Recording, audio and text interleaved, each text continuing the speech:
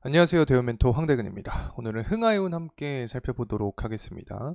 최근에 시장의 관심사가 이제 석유 관련된 종목들 그리고 가스 관련된 종목들로 굉장히 많이 쏠렸죠. 해운주 같은 경우에는 사실 시장과 좀 디커플링 되는 특징도 있고 석유 관련된 종목들이 상승을 하게 되면 그 다음에 수급적인 이동이 발생하면서 해운주도 상승하는 모습을 보여줘 왔습니다. 때문에 앞으로 원유 관련된 종목들이 좀 하락하는 모습을 보여주게 되면 어떤 시장의 리스크가 다시 한번 부각되는 요소가 존재를 하면 해운주로 수급이 이동하면서 모멘텀도 존재할 수 있다라고 설명을 드렸는데, 흥하이온 같은 경우에 블록딜에 대한 우려감이 존재를 하기 때문에 다른 해운주들이 상승하는 시기에서도 주가의 하방 압력을 받고 있는 게 사실이다. 자, 이렇게 말씀을 드립니다.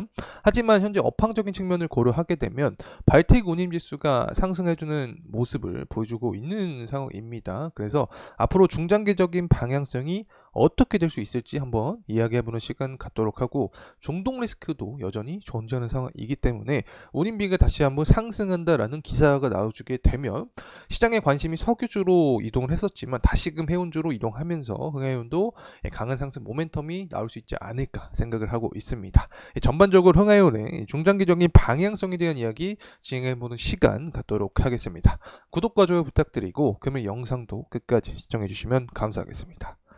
자, 우선은 오늘도 시장의 변동성이 좀 강하게 존재하지 않을까 생각을 하고 있습니다. 그 이유는 이 액트지오 박사가 오늘 포항 앞바다에 이 석유 관련된 기자회견을 진행을 하겠다라는 이야기가 나와주고 있는데, 이 결국에 뭐 석유 앞바다 이 석유가 이 경제성이 존재한다, 뭐 이런 이야기를 해주게 되면 다시금 석유 관련된 종목들이 상승에 대한 모멘텀을 받을 수 있게 되는 거죠. 하지만 그와 반대대로 좀 부정적인 이야기를 하게 된다 그러면 석유 관련된 종목들의 수급이 이동을 해주면서 다른 섹터를 우리가 눈여겨봐야 된다. 자, 이렇게 설명을 할 수 있겠죠. 그래서 오늘의 결과값에 따라서 다음 주에 행보가 또 바뀔 수 있다, 이런 점은 제가 다음 영상을 통해서도 또 자세하게 풀어드릴 예정에 있으니까 저 계속해서 흥하이온 함께하면 좋을 것 같습니다.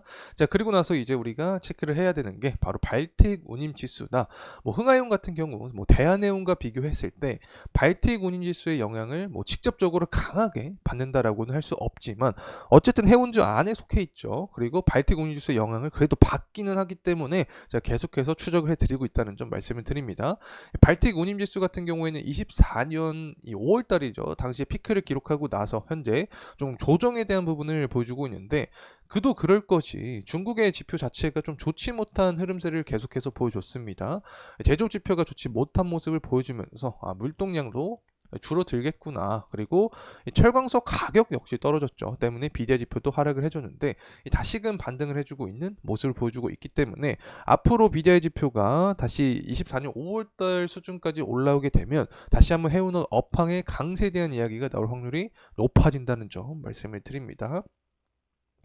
자, 그리고 나서 실제 철광석 가격에 대한 흐름세를 좀 보게 되면 철광석 가격의 흐름은 좀 좋지 않은 모습을 보여주고 있습니다. 원래 한 120달러 구간까지 도달했었는데 다시금 107달러죠. 107달러 수준으로 하락을 해주고 있는데, 이러한 원인은 결국에 중국의 제조업 지표가 좋지 못했다. 예측치가 50.5였는데 실제가 49.5를 기록을 해주면서 예상치보다 하회한 모습을 보여줬기 때문에 원자재에 대한 수요도 하락을 했다. 때문에 철광석 가격도 하락한 모습을 보여줬고, 이 부분에 의해서 해운주도 좀 약세 모습을 보여주지 않았나 생각을 하고 있습니다. 자, 그렇다면 상승 반전에 대한 트리거가 될 수 있는 게 바로 6월 30일 다시 한번 중국의 제조업 지표가 나오게 됩니다. 여기서 예상치보다 높은 모습만 보여준다라고 하면 철광석 가격도 다시금 반등해주는 모습을 보여줄 수 있겠죠. 그렇게 되면 발틱 운임지수 상승하고 물동량 상승한다, 운임비까지 상승한다, 이런 기사가 나와줄 가능성이 존재한다. 그렇게 되면 해운주 역시 상승에 대한 모멘텀을 받을 수 있게 된다는 점 다시 한번 말씀을 드리고, 또 미국의 지표도 7월 1일날 나오게 됩니다. 그래서 6월달과 7월달이 굉장히 중요한 달이 될 수 있다. 그래서 이런 지표가 나오게 되면 해석을 통해서 앞으로의 방향성 여러분과 공유할 예정에 있으니까 흥하이온 저 계속 함께하면 좋을 것 같고, 구독과 좋아요도 한 번씩 눌러주시면 감사하겠습니다. 자, 그리고 우리가 우려했던 부분이 있죠. 사실 뭐 윤리적인 부분, 도덕적인 부분으로 봤을 때 중동에 대한 리스크가 끝나면 좋습니다. 하지만 가격적인 부분, 흥하이온의 주가적인 측면을 봤을 때는 중동 리스크가 이어지면 이어질수록 흥하이온은 추가적인 모멘텀이 존재를 하겠죠. 현재 어떤 이야기가 나와주고 있냐면, 이제 이스라엘이 유엔 학교를 공격했다라는 이야기도 나와주고 있습니다. 그래서 인명피해가 존재를 하는데 이게 또 여성이랑 또 아이들입니다. 그래서 유엔 입장에서도 보복성 공격을 할 확률이 굉장히 높아진 상황이죠. 그래서 미국 역시도 이스라엘의 추가적인 뭐 제재를 칠 확률이 높아지는 거고, 어쨌든 중동 리스크가 계속해서 확산될 가능성이 높아진다. 중동 리스크가 확산이 되면 해운주에는 어떤 영향을 줄 수 있냐? 뭐 계속 우리가 얘기를 했던 부분이죠. 결국에 이 해상운임이 상승할 수 있게 된다. 해상운임이 상승하면 결국에 가장 대표적인 수혜주가 될 수 있는 게 흥하연이다. 이렇게 말씀을 드렸죠. 그래서 만약에 호르무즈 해협을 봉쇄하겠다라는 이야기가 나와주게 되면 다시 한번 인플레이션에 대한 우려감이 시장에 뿌려질 수 있게 됩니다. 그러면 유가가 100달러 가는 게 아니냐라는 이야기와 함께 환율 역시 상승할 수 있게 되는 거죠. 왜냐하면 시장의 리스크가 지배적인 상황에서 안전자산에 대한 수요가 증가를 하니까 이 달러로 투자가 계속해서 들어올 수 있게 된다. 그러면 환율이 상승하는 국면에서 운임비도 상승하게 되면 대표적인 수혜주가 해운주가 될 수 있기 때문에 흥하해운 역시 상승 탄력을 받을 수 있게 된다는 점 다시 한번 말씀을 드립니다. 자, 이제 가격적인 측면 다시 한번 살펴보도록 하겠습니다. 금일 같은 경우에는 소폭 상승하는 모습을 보여주고 있긴 하지만 전반적으로 2024년 4월달 기점으로 해서 약세에 대한 흐름세를 보여주고 있는 상황이다라고 설명을 드립니다. 일단 단기 과매수 구간에 도입을 했었기 때문에 기간적인 조정과 가격적인 구간이 조정이 필요한 시점이다라고 설명을 드렸죠. 그래서 현재 구간은 이제 조금만 기간 조정과 가격 조정을 더욱더 조금만 거치게 되면 단기 과매도 구간에 속해 있는 상황이기 때문에 투자 심리가 작용이 될 수 있지 않을까 생각을 하고 있습니다. 자, 그렇다면 이러한 주가 상승 모멘텀이 과연 무엇이 존재할 수 있을까? 결국에는 흥하해운 같은 경우에는 운임비 상승 그리고 정세적인 부분이 악화되어야 됩니다.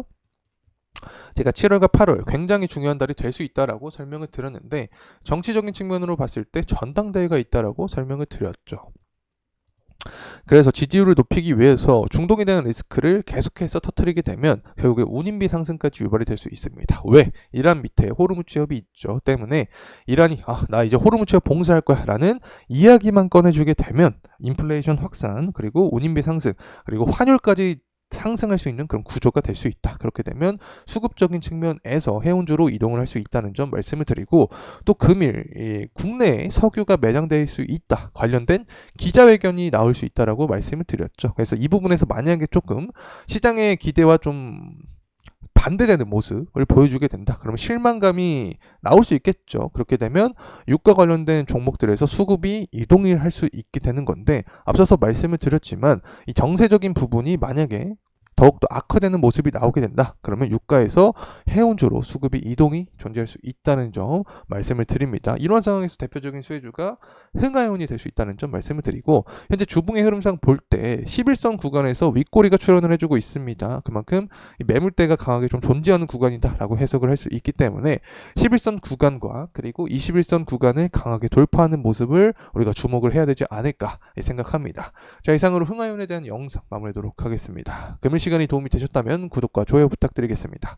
감사합니다.